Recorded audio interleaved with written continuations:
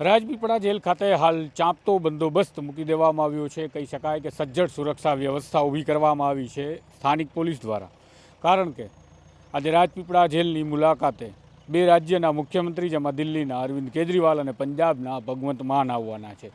કદાચ ગુજરાત રાજ્યના ઇતિહાસમાં પ્રથમ વખત એવો કિસ્સો બનવા જઈ રહ્યો છે કે કોઈ જેલના બંદીવાનની મુલાકાત માટે એક નહીં પરંતુ બે રાજ્યના મુખ્યમંત્રીઓ આવી રહ્યા હોય।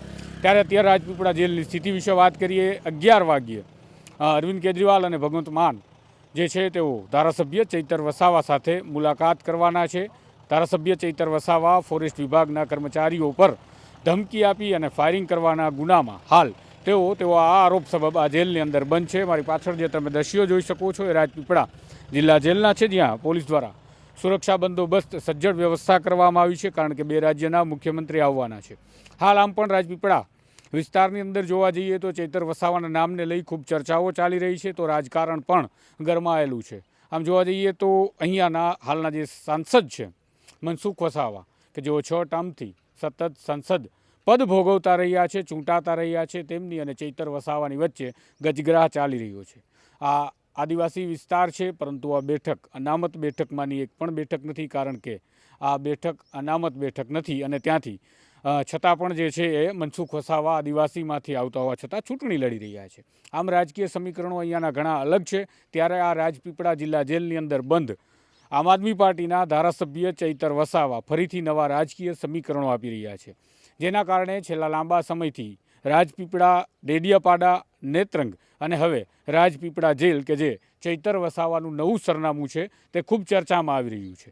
ત્યારે ફરીથી રાજપીપળા જેલને લઈ અને ચૈતર વસાવાને લઈ ચર્ચા ચાલી રહી છે કે બે રાજ્યના મુખ્યમંત્રી એક ધારાસભ્યને મળવા માટે આવે છે, એ પણ ગુજરાતની અંદર જેને કહેવાય કે માત્ર 4 જેમના ધારાસભ્યો રહ્યા છે, 5 ધારાસભ્યો ચૂંટાઈને આવ્યા એવા આમ આદમી પાર્ટીના દિલ્હીથી અરવિંદ કેજરીવાલ, કે જે આમ આદમી પાર્ટીના સુપ્રીમો પણ છે અને દિલ્હીના મુખ્યમંત્રી પણ છે, તેઓ પણ આ જેલે આવી રહ્યા છે। અને સાથે જ પંજાબના મુખ્યમંત્રી ભગવંત માન પણ આ જેલની મુલાકાતે આવે છે, કારણ કે એમના પક્ષના ધારાસભ્ય ચૈતર વસાવા આ જેલની અંદર કેદ છે।